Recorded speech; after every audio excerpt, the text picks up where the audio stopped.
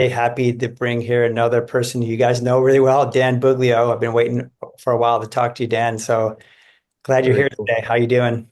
I'm doing great. I can't complain. Can't complain. Yeah, Not at all. we spoke a bunch at the conference in Colorado in September, and I knew you had a book coming out, and I was like, you know what, I want to talk to you, bring you on the channel because we talk the same language. But I was like, let's wait till the book's out because I feel like it's a good time to maybe talk. And so, yeah, t tell me about the book a little bit. I mean, that's Pain for You, right? That's the name of your channel and the Yeah. work you do. And how did it come to be? Well, I've got a marketing background and I've been involved in internet marketing since 2003. And I always kind of thought, okay, information marketing, ebooks, courses, those things. As the internet marketing was getting going, people were thinking, what can I teach? What can I talk about? What can I write an ebook about? So I had these concepts because I knew about Sarno and all of his work, and I thought that would be a great topic to teach. So back in 2009, I started my first draft of an ebook, and it never went anywhere. And honestly, in 2009, I didn't know anything. It was like, what can I pull out of the Sarno universe and like rewrite? And it was just like, I got part of the way into it, and I just said, I don't know what I'm doing. I don't know how to teach. I don't know what's going to work. And I stopped. But I've been wanting to help people with this stuff since I've been going through it and after I got better. So, a little background, I had 13 years of chronic back pain and sciatica, 12 of which I knew about Dr. Sarno and had his work. So, I made every mistake possible in trying to get better. I tried to fix too much. I talked about it too much. I was complaining. I was the back pain guy. It was my identity. I avoided all sorts of everything. I stretched. I did certain, I ended up going to some PT because I ended up crooked and trying to You got straighten. that picture of you. I know you posted it somewhere. I've seen it. It's very Yeah, on visible, my right? website. That But it was scoliosis. all muscle imbalance from compensating for the pain. And what was great was, and I owe him everything, Dr. Schubner, I sent him pictures. He didn't know me from Adam, but I sent him pictures and I said, "Hey, what do you think?" He goes, "You're not in pain because you're crooked. You're crooked because you've been in pain." And Hmm. that was like a light bulb moment for me. It was like, oh, the crooked is the result, not the cause. Hmm. And so that really helped solidify normal abnormalities, what's the real cause versus what it can result in. Um, so I never really got anywhere with the writing back when. I wanted to start coaching. So in around 2015, 2016, I was already better and I was trying to,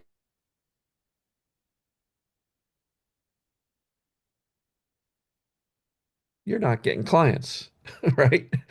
The advertisements in the local health circular at the newspaper don't work for this because this concept is too out there from mainstream that it you need an audience. And so you're doing the same thing I'm doing with the YouTube videos and the channel and success stories and all that stuff. So back in 2019, I got inspired to do daily videos. And I've been doing them daily since March 19th of 2019. Yes, and when you just a quick question on that, because people know you've been putting them out there every day, which is such a dedication. When you first did that, was that your intention to do them daily? Like, was that your goal right away to say, I'm going to put one out every day? I had a buddy in the marketing world, and I was, hearing at this workshop, and they were saying, content, publish content, outwork the competitors, just publish, publish, publish, get out the content. That's how you build an audience. And so I had the idea. A buddy of mine was like, just do a Facebook Live video once a day for a week and see what happens. I've never stopped because even though the first Facebook Live might have had one or two people watching, the video was up. And then it got 25 views over a couple weeks. And I was like, okay. So I just kept on putting out content. I went from, iPhone, Facebook Live, which was all pixelated because depends on Wi-Fi and connection and all that stuff. And I already had a decent camera, which is somewhere. Yeah. Yeah. So just a camera with a little handheld. So I just kind of talk to it. And, it's got a good mic and quality is great. So I got into the production of just talking to the camera. Mm. And literally every day since 2019. So, um, Amazing. and And the it's stuff that become you kind put of, out there is just super helpful. I mean, obviously I get a lot of almost everybody I see. I wouldn't say everybody, but a good portion of people say, "Oh yeah, I listen to Dan's videos daily," and they're so helpful. And how did you do in terms of you? Because people probably wonder, how does he come up with all this content? I mean, we know it's about similar stuff, but do you think about that ahead of time, or does it sort of come to you, or you little themes come into your mind you want to talk about, or? so sometimes it's just an idea pops into my head. Sometimes it is directly in relation to a conversation I had within my group coaching, or it could be in relation to a question I got on YouTube or an email I got. So I am interacting with the audience hundreds of times a day. Mm. And inevitably, sometimes I'll just make a statement about, like, here's the answer. And I'll be like, oh, that's a topic. And sometimes that turns into a topic that day or the next day. But otherwise, I've got a little to-do list manager on my phone that syncs to my laptop. And I would just take ideas and drop them in. I could be driving in the car listening to a podcast. I'm like, oh, that's an idea. So I'll Mhm. pull up the app on my phone and just, 3-word topic recorded. So now I literally have an app on my phone that I can scroll through with potentially hundreds of video ideas. Mm. And it's easy to come up with topics because if you're engaged in conversations all the time, you're like, well, that question keeps on coming up. Let me answer that. Mhm. And they don't have to be long, drawn out videos. I mean, most of my videos are anywhere between 5 to 15 minutes long, depending upon, you know, the stories I tell and how I'm sharing and what I'm talking about. So, um, I've been blessed to be able to find that as a way to help as many people as possible. Um, and as a result, over the 6 years, almost 6 years I've been doing it, I think I've learned more from the audience and from the coaching clients than I did in the prior nearly 20 years of living with it and studying Sarno and the, tmshelp.com and, those older, forum styles. When you interact with people all the time, the learning is accelerated. Mhm. And, Yeah, you get 100%. 100 comments a day, you're hearing directly, did this resonate with the people? And if so, okay, make a note of that. That was a good one. Other times it's kind of crickets, not many comments, and you're like, that didn't resonate. And after a while, you kind of figure it out. So the book came out of everything I learned from my coaching clients and the audience. Mm. And I Yeah. formulated these ideas and concepts. And when it came time to sit down and write the book, I actually knew from experience that the things I'm going to write about have been working with my coaching clients and the audience on YouTube and Facebook for years because I've got hundreds of comments coming through everywhere that says, "Oh, this is great. I got better by Dan." A lot of these people never paid me a dime, but they're crediting me for helping them get better. So I couldn't be more blessed to have found the audience, created that trust with the daily videos. Um, and it's resulted in me going from nobody knows me to seemingly everybody knows me. Yeah. At least in this world, in this small universe of mind Right. bodies. We all joked at the conference that we were all superstars amongst about 200 people, and we were in Colorado. Before we talk about the book, one last question I have for you is: did you ever come across a time where you're like, "Crap, I don't have a video ready for tomorrow," or have you ever had a moment where you almost broke the streak, or there was never any close calls at all? There have been plenty of times where I'll be like, it's 10 o'clock at night. I want to post for 5 a.m. I got to record a video. What am I going to talk about? The good news is, I got a list, scroll through it, and I'll find any number of topics which I can speak about. Um, have I missed or almost missed? Yeah, I've been tempted to be like, screw it. They'll live without me for a day. But I'm sitting here going, holy crap. I've got a daily streak of over 2,100 days in a row. There's no way I'm going to break that just because I'm tired at 10 o'clock at night. That's You know, right. and that sense of I'm not going to break the streak, that desire to keep the streak going hit me about 4 weeks in. I'm like, oh, I did it for a month daily. Don't break the streak. Don't break the streak. Now it's just a a routine. Some days I get a break because I'll do a success story and that's my daily video. Mm. But I'm putting content out every single day, and um, it's Yeah. been it's been a wonderful way to build an audience. Yeah. Amazing. And again, I'm sure you're seeing that too. I looked at your subscribers and that's been growing and growing. And it's growing, but I mean, I kudos to you for being such dedicated, giving so much content for the audience for free. I mean, really, you put so much out there. So it's a lot of thanks to you. And I know a lot of people feel the same way. So we all appreciate it. And we need yeah. to keep spreading the word. So as we go back to the book, because this is about spreading the word around the world, basically around this work, because like you said, it's a still a small segment of people who really, are open to this. Mhm. How did you write the book? Did you write it were you thinking about that when you wrote the book with the audience in mind of who you're speaking to and who you're writing to? Well, yeah, I mean, I know my audience intimately. I do group coaching, 12 hours a week. I've been doing that for 3.5 years. So I've got countless hours worth of, as they call it, mat time in wrestling. You got to have the mat time to get better and better. I've got the mat time. I've been talking to people live for 1,500 hours in the past few years, right? And so I know my audience. I know what they need. I know what's working because I'm getting the feedback and the success stories, and I knew the concepts. Over the years of doing this, I've kind of developed the frameworks of, the foundation for, which is what causes symptoms. Does it apply to me? Is there a cure? And can I do it? Am I capable? Right? And that became like my foundation that I wanted to teach and say, okay, well, before you can end pain, you got to understand it. And Yeah. so there's a certain amount of the book that's really geared towards, well, what's pain? What causes it? And then once we understand the framework of how the human system functions, then we can go, okay, well, based on that, what do I need to do to get a different result? And so, the foundation four is in there, and I've got safety strategies that I talk about, which is another, framework that I talk about. Mental, physical, emotional safety, how you treat yourself is another component. Because if you're beating yourself up, your brain's not going to feel too safe. How Yeah. you respond to symptoms is massive. Because if every time you notice the symptoms, you're panicking, your brain's going to stay on high alert, under threat. It's not going to turn off the sirens, you Yeah. know?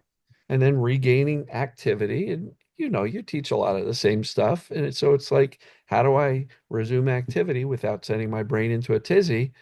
And so there's a lot of expecting the best. And if symptoms come along, be a little bit unbothered by it. And I know what that is, so I don't have to worry because I have the foundation. I know what causes symptoms, and that applies to me.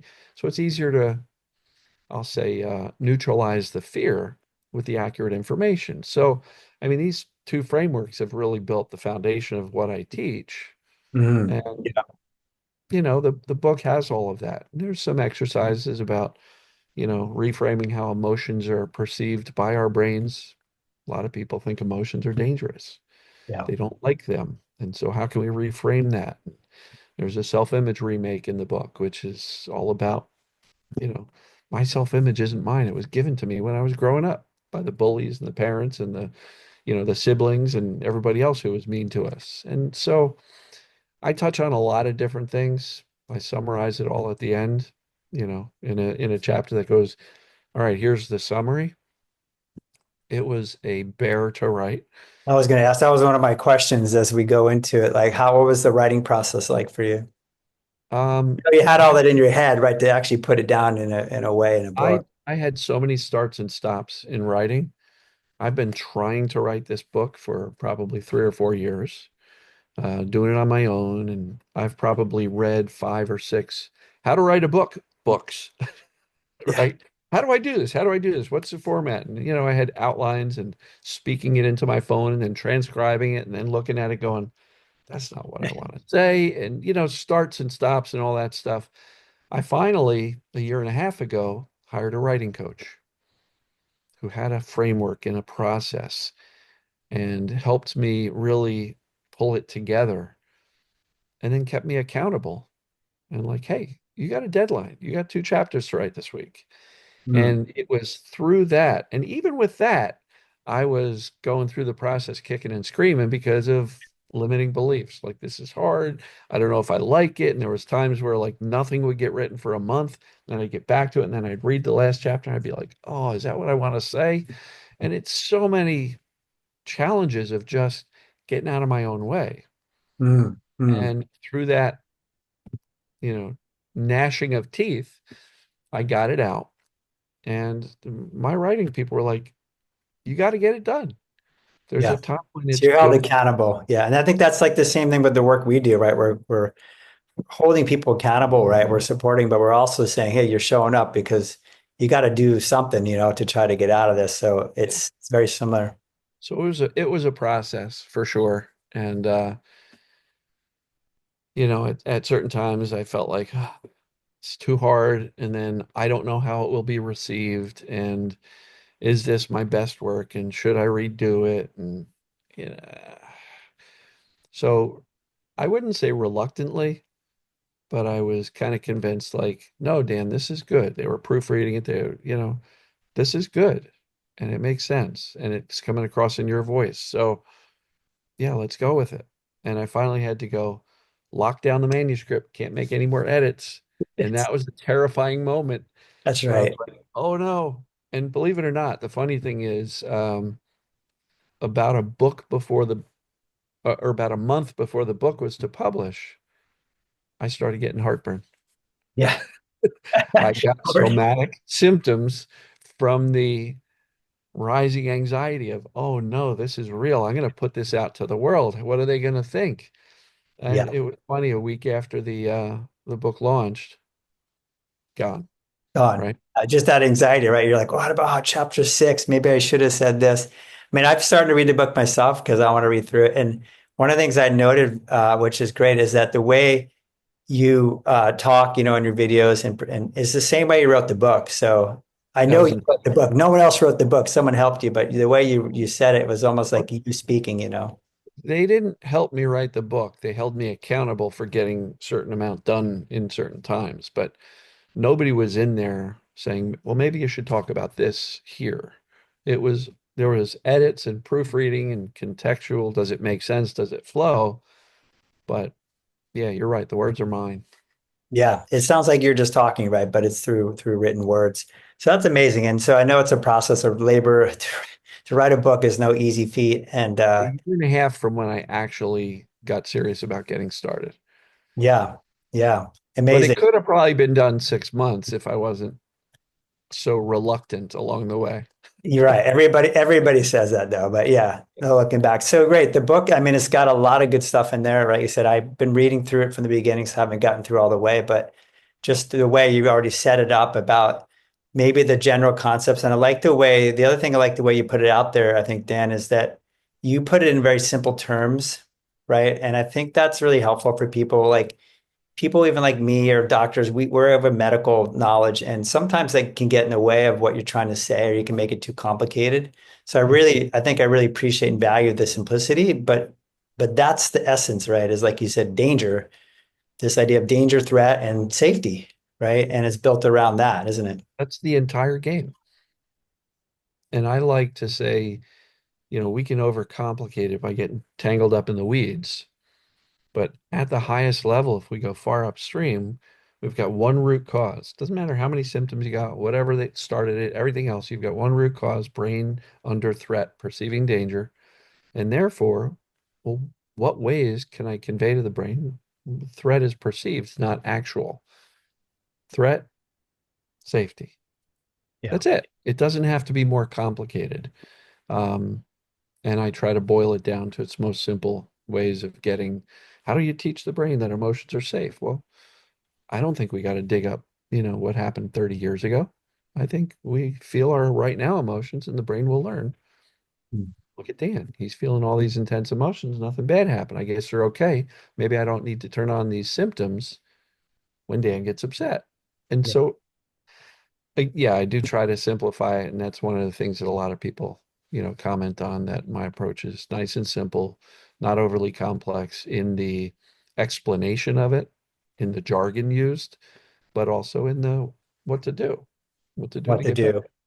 Yeah. Yeah. And maybe speak to also, I think, we hear about always the book cures and the fast recovery. Some people have that, but just the, like you said, the simple doesn't mean that you're not doing something, right? It means that maybe you need to apply these concepts for a period of time. I mean, look how long it took you, right, till something starts to shift in your brain. So maybe talk about that.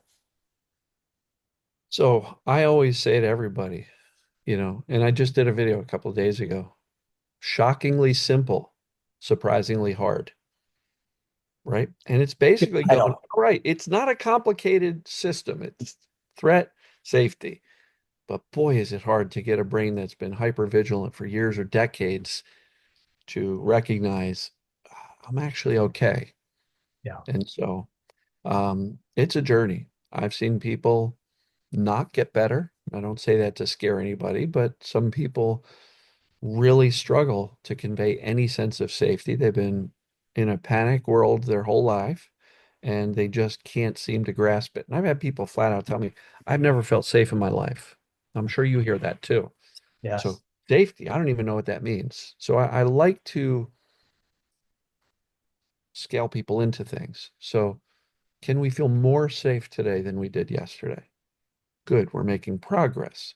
Just like I used to say in the beginning of these videos and coaching, it was like, don't freak out. That's danger, right? Don't freak out. And that was such a hard line that I was drawing. And so I had to shift it and say, freak out less, panic less. And then I used to say, indifference, be indifferent. And people are like, are you crazy? Indifferent. It hurts so much. You're nuts. I can't not care, Dan. Okay. And not long ago, a month or 2 months ago, did a success story with this great guy, Danny, young kid, and he used the word, I became unbothered by the symptoms. And I was like, that's the word. Indifference, Mhm. a little bit nebulous, unbothered. People know what bothered means. So Yeah. I started using that more. And fortunately, I got it into the book as part of it. I still talk indifference, but again, I don't draw a hard line and say you must be unbothered by the symptoms. No, become less bothered by them over time. It makes Yeah. it attainable. It's like, okay, well, am I less bothered today than I was yesterday? Okay. Yeah. And then I talk a lot about mindset and that the mindset has to shift before symptoms will. The symptoms are the last thing to go. Why? Because the symptoms are caused by the brain and the mind.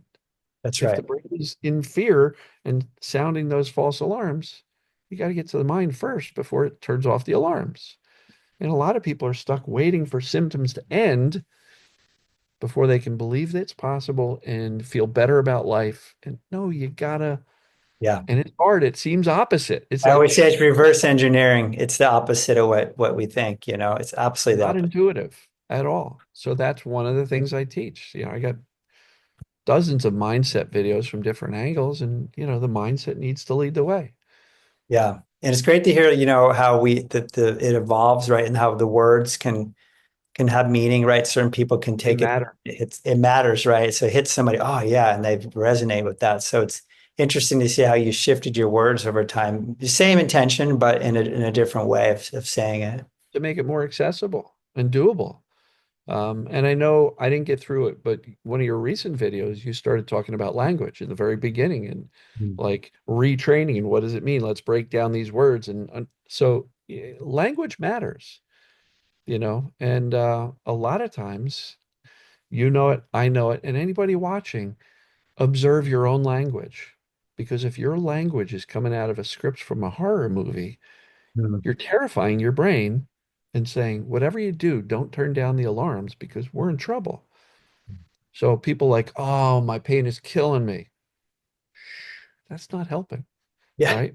And I know that's how we feel. And I'm not saying repress your emotions, but we can shift our own internal dialogue from, Yeah. man, this is killing me to, wow, it's rough, but I know I can get through it. Yeah. One is doom and gloom. The other is I'm struggling, but I'm on the right path. Yeah. And so shifting these things is massively important. We Yeah. just can't snap our fingers and be like, I went from panicked to unbothered. There's about 90 steps in between.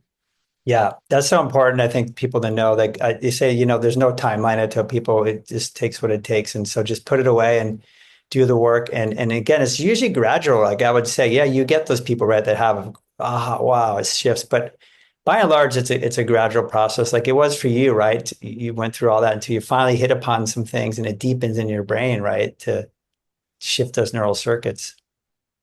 Yeah, and honestly, when I finally had my pain let go and it didn't come back like it usually did, um, I could not have explained what I did. Like looking back at the time, I was like, I don't know what happened, but it's gone. You had And already kind of built up to that point, right? It was coming and going, right? So it was well, improved. that was from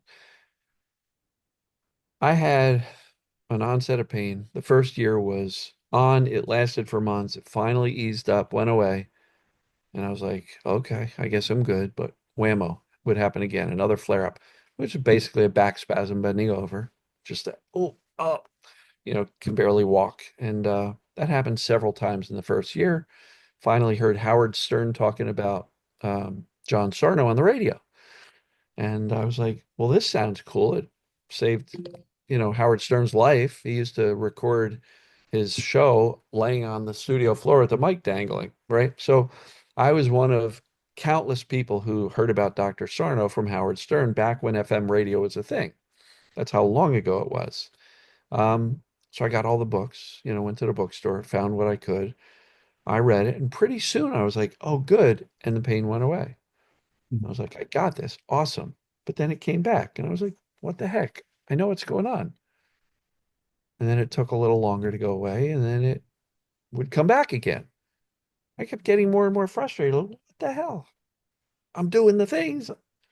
I'm talking to my brain. I'm thinking psychological. I'm Yeah, rejecting physical. I stopped all physical treatments. I'm like following the 12 daily reminders. I've right, done it right. 1,000 times.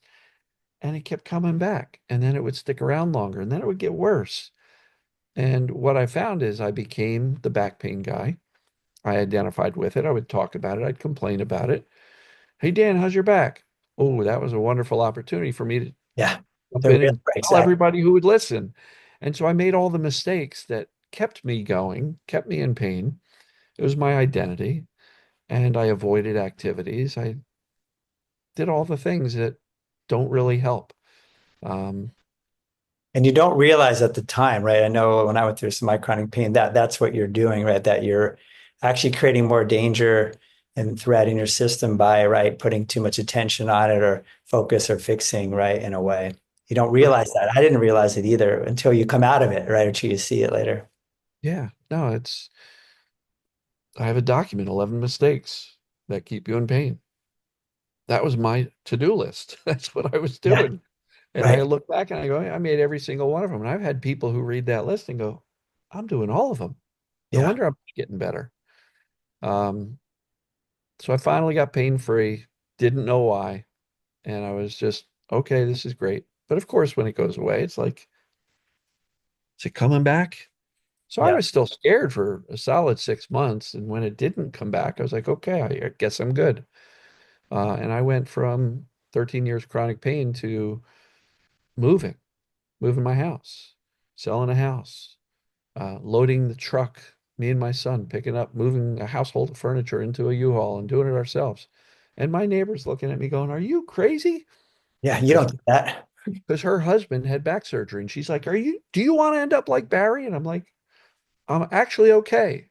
Yeah, She was like, you're going to end up, and it was an interesting experience. But yeah, I've got no physical limitations. I feel better at 59 years old than I did in my 30s and early 40s, yeah, which is an awesome thing. And I honestly think everybody can experience this. There's no age limit to getting better.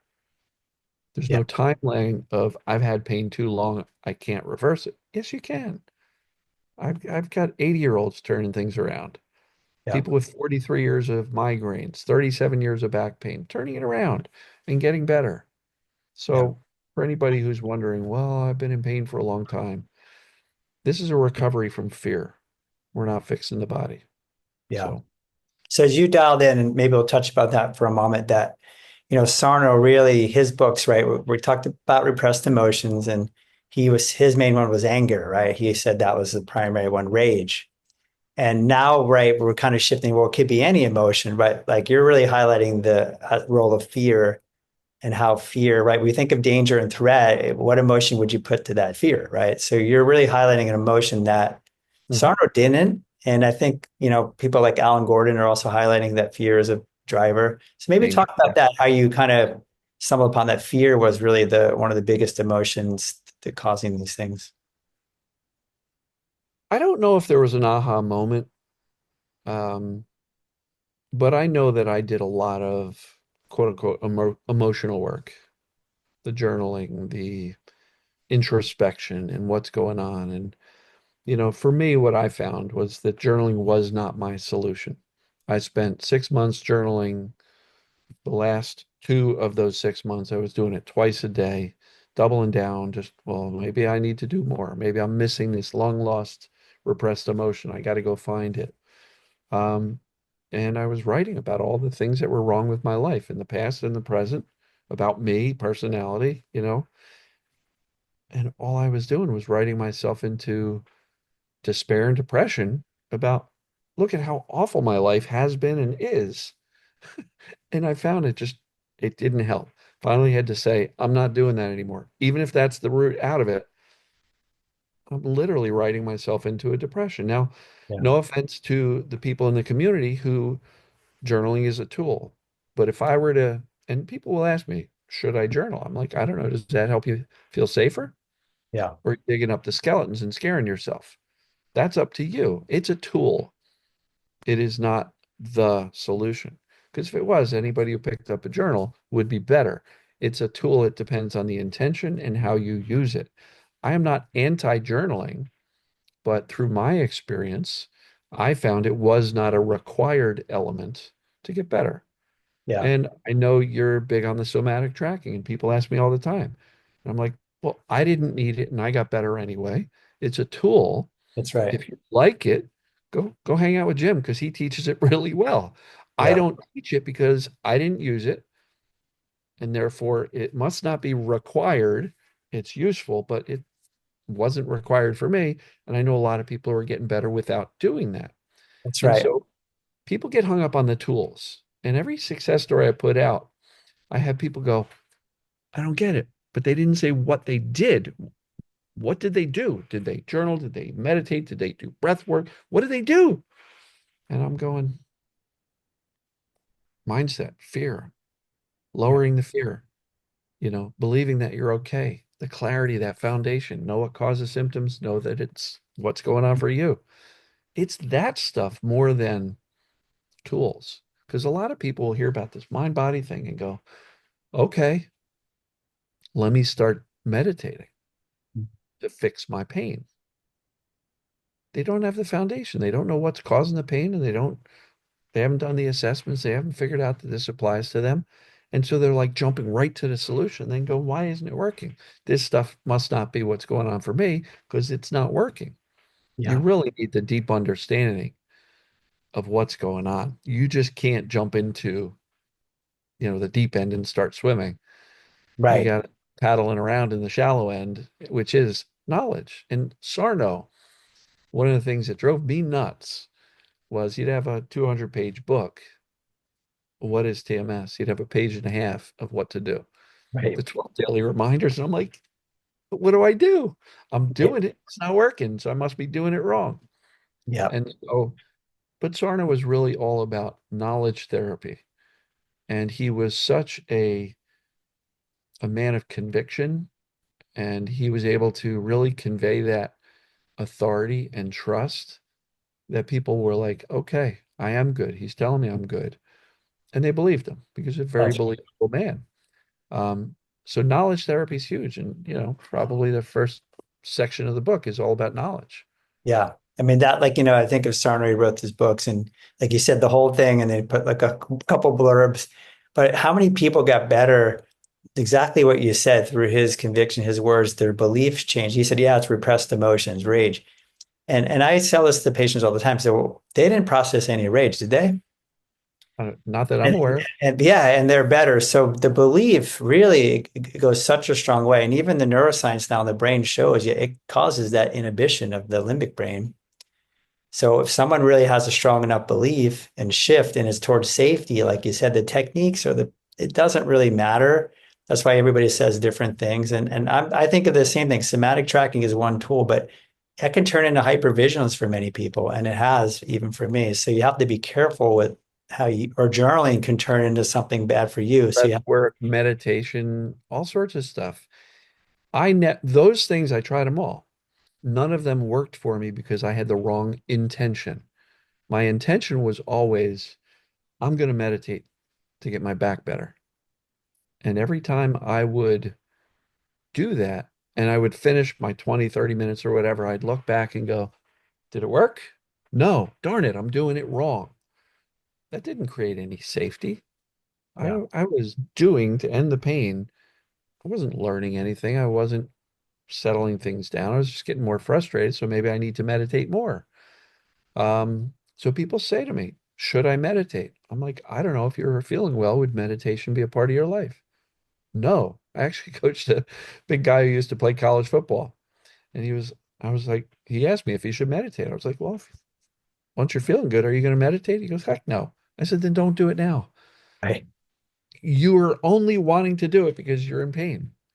That's And right. so these tools are fine, but you got to have the foundation first and have the right intention behind the tool.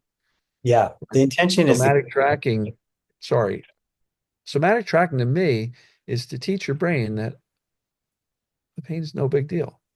Just observe it. Oh, wow, look at that. It shifted, it changed, it feels this way, or whatever. It's to teach your brain something. Because some people go, I don't like looking at my pain. I don't like staring at it. you know, Well, the intention's a little bit off, right? And I that's know right. you can speak to that way better than I can because you teach it and you coach it and all that stuff. But if you're going about with a fixing mentality, your brain has no choice but to go, Dan's spending 2 hours fixing. There must be some big problem that we're working on. Stay vigilant. We're in trouble. That's You know, right. That's right. The intention and the foundation is number one, I think, which is what we're actually not broken. We're safe. We're okay. If and you come from that foundation that shifts everything the way you go about it, you might not use half of those things anymore. But you could use right somatic tracking to teach safety.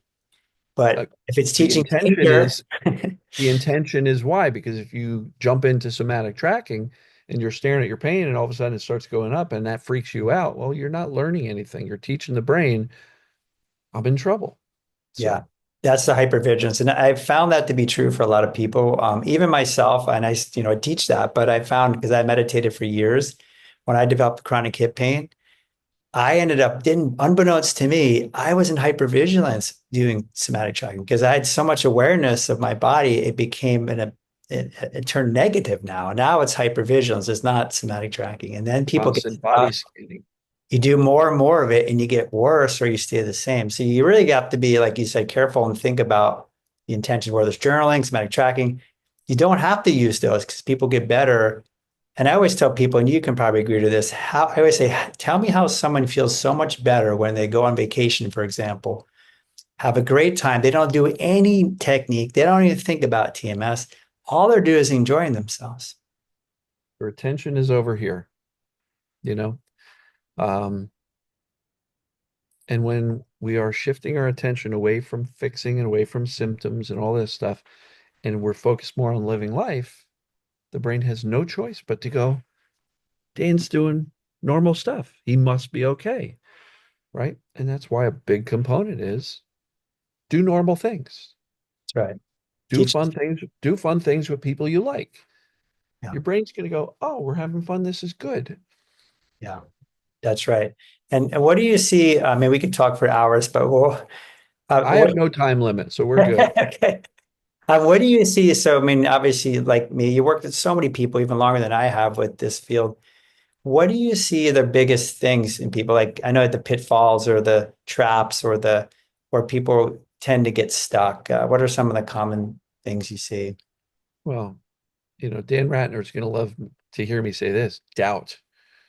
You know, doubt is a huge hurdle because if you're still sitting on the fence saying, "Well, I think it's TMS, but it might not be," You don't have clarity. Without clarity, it's really tough to teach the brain. Turn off those alarms because you're saying, well, maybe there's a fire, maybe there's not. Turn off the smoke alarm. It's not going to do it. The brain's primary job is survival. Right behind that, safety. And so if you don't know and haven't figured out that you're actually okay physically, you're not broken, you're not sick, good luck turning off the alarm system, right? So doubt is huge. And that's one of the biggest areas that some people I work with struggle because 3 years after they started following me and messaging me and emailing me and everything else, they're still self-diagnosing themselves with this, that, or that. And I'm like, mind body, your brain's creating all this stuff. But it looks similar to this medical diagnosis. I'm like, Yeah. okay. But sometimes it's like banging my head against the wall. It's like keep telling you the same thing over and over and over again. And Mm. you're and then they're going, but I'm not getting better, so it must not be TMS. I'm like, you still think it's reflux causing your burning mouth, for example. It's not. It's not that. It's the mind. It's the It's mind. And even like your story, right, speaks so well that like you were following Sarno for believing in it for a long time and it didn't register or decades. shift right for a while. Well, because I was still avoiding activities. Look, once my kid was old enough to cut the lawn, he was cutting the lawn. Yeah. I didn't I didn't want to do that anymore. Right. No need to do that. Vacuuming the house. I didn't want to do that. It was interesting though, because through much of my journey, I was still playing golf. I would suffer through it. I would come home and literally need to lay down for hours after playing. I couldn't cut the lawn, but I could Yeah. golf, You which could was play really golf, of interesting. course. Much more fun. Yeah. Safety, enjoyment, relaxation. I mean, I have so many stories of people doing that. So that's why I wanted to throw that out there. The idea of like, hey, enjoyment, fun, pleasure, connection, right? What is that creating? If you boil it down in your nervous system, what it's creating what? Safety. It's creating relaxation. And so finding those ways. So yeah, so doubt, right? Doubt is one of the Doubt is one of the biggest hurdles that I see. Um, and then the self-talk, the limiting beliefs, I know what it is, but I just can't calm down. I just can't get over the fear. My anxiety, my anxiety, my anxiety. I've been anxious all my life. The stories we tell ourselves. So, stories is a huge area. What's your dominant story? Because people will message me or tell me in the group coaching, they'll tell me their story. And I'm thinking to myself, your story sucks because it's all doom, gloom. I can't, I can't, I can't. And sometimes I will count and I'll say, you just said I can't 12 times in 3 minutes. I said, that's not convincing your brain anything other than I'm stuck and it's not possible. Right. So yeah, we have to observe our own language, our own thoughts, our own inner story, and we got to change it. And people will go, oh, but what do I change the story to? Like, write down your current story, yeah, cross it off, and write out the exact opposite. I yeah, can, I will. I'm on the right path. This is temporary, not I'll never get better. Right. And doesn't have to be, a movie script, right. but just what are the things you tell yourself every day and then look at it and go, is this helping me? Nope, nope, nope. Swipe left, whatever. And what's the opposite? Yeah, I always thought one day to call this opposite therapy because it really is in so many ways, it's completely the paradoxical. Do the opposite of, oh, I should stay home today. No, you should go out. I Right. can't do it. No, I can do it. I Right. like So it. it's completely the opposite. That's a good video topic for you. Opposite Yeah, therapy. opposite therapy. I'm You, not you, kidding. you can put one out there. I'll let you do it first. Yeah, then You can list off the top. I mean, I've come up with probably a list of opposites that, right, you could do that are completely paradoxical, but actually are super effective, right, or helpful for the person. yeah. I don't want to steal your idea. I mean, so go for it. It's a good idea though, but we have to do the things that are counterintuitive because the brain that is focused on safety says stay home, stay in bed, don't do this, don't bend over, don't pick that up, don't stand at the kitchen sink doing the dishes, don't take that walk, you might hurt yourself. Or for people with fatigue, it's like, oh, You can walk those 5,000 steps, but don't walk an extra 50 because then you're going to crash for the next 3 weeks. But it's the stories that we tell ourselves. So I like to point out we can't control what the subconscious brain does, whether it turns on symptoms, turns them up, turns them down, but we can influence, right?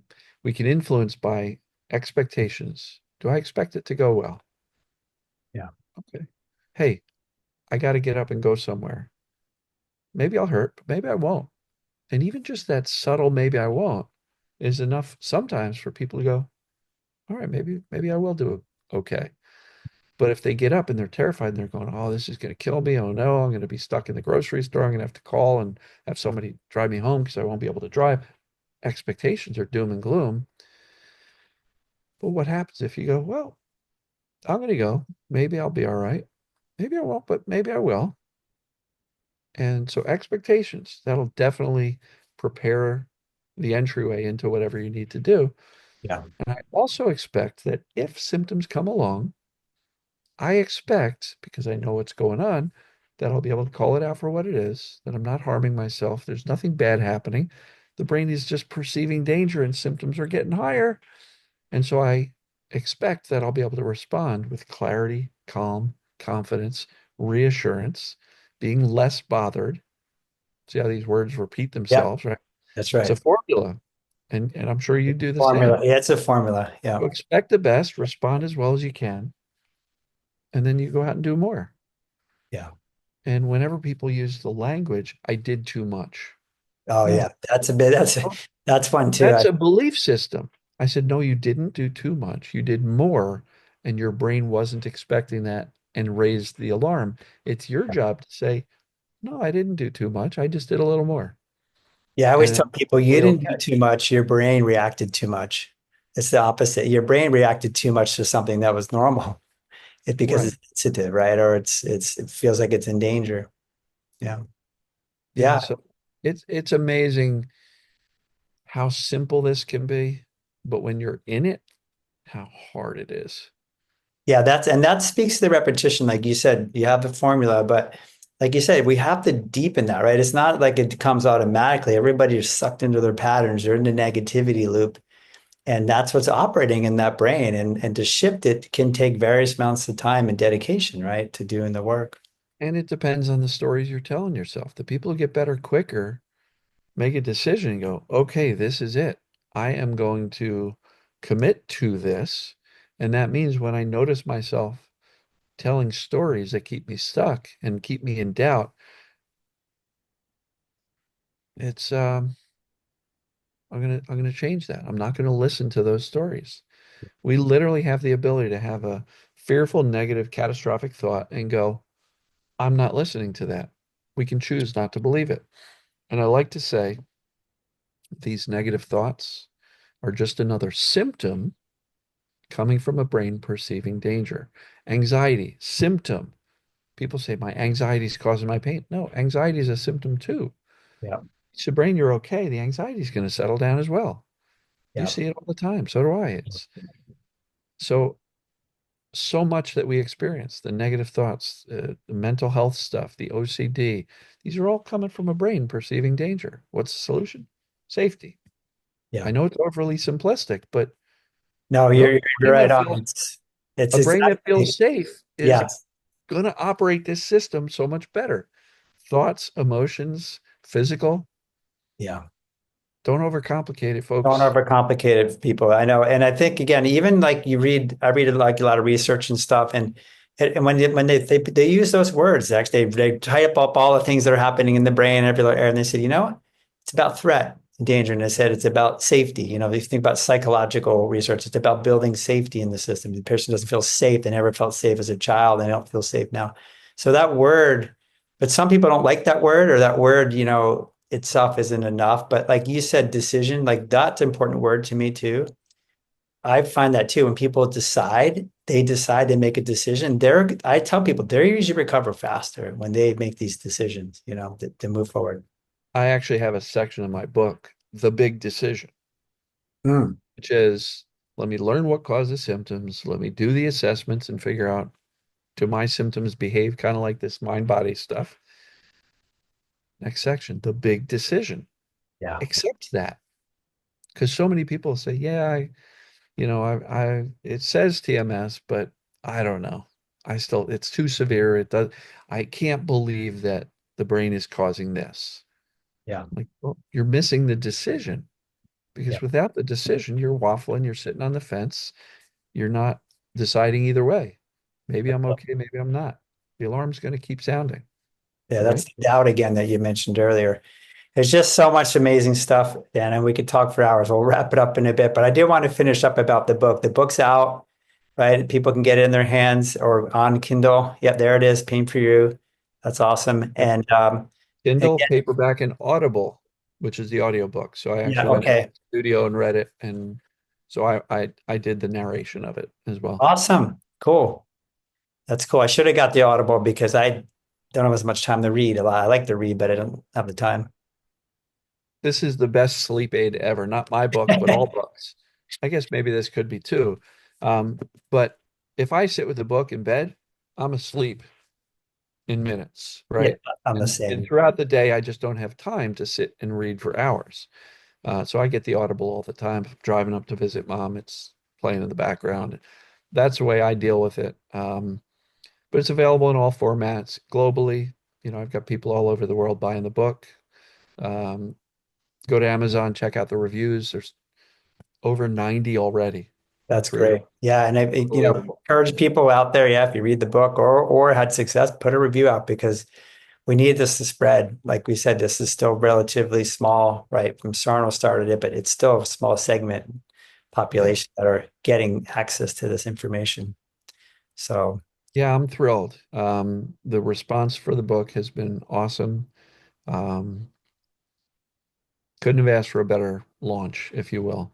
Now the key is, there's an initial spike and then it comes down, and now it's hovering here, but it's like, okay, let's keep getting this out there, help more people. And, you coach, I coach. Sometimes people are like, I don't want to spend $100 on this. hmm, Will I spend 20? Maybe. Okay, let yeah, me start there. And so it makes it more accessible and it can be passed around. Oh, I read this book. It was pretty good. Hey, let me give it to my sister or my brother or father or something. And so this has replication built into it. yeah. Books have been passed around forever. I actually have, one of my group coaching clients that bought like 10 copies and she's given them to her doctor and her this and that. And, Hmm. it's kind of cool. Very cool. Now, and just to write, maybe finish on a note, you must feel proud about putting it out there because you said it's a culmination of years of your own growth and in working with many people. So there's got to be a sense of feeling pretty good about it. A sense of relief too, because I had Relief. so many limiting beliefs because I was like, oh, does this read well? Is it conveying it right? And so far the reviews have been glowing. People love it. So I'm like, okay, Yeah. look at that. My heartburn's gone. Yeah. Right? Hey, we're all human, right? And we all get these things, and that's the nature. Absolutely. But like you said earlier, it's how you handle it and how you work with it, and it's going to be all right. So I thank you so much for being here, Dan. I'll put all the links in there. Been Always a fun. pleasure to chat. We'll definitely chat again when I see you in September at the next pain conference. But I'm glad you're able to come on and share Yeah, some info. this was great. I really appreciate it. Thanks for the pitch on the book. I'm glad you're reading it. And it's been a fun conversation too, because like you said, we can talk this stuff all day and kind of geek out on it a little bit. Yeah, And yeah, that's what that conference was all about. A whole bunch of mind body people geeking out about these yeah. topics. And We were uh, buzzing. We were buzzing like probably a bunch of physicists coming up with some new theory. And but it's yeah, it was pretty pretty cool. incredible. So All thank right, you so Jim. much again, Dan. Appreciate Appreciate it. you. Thanks for Okay. having me on.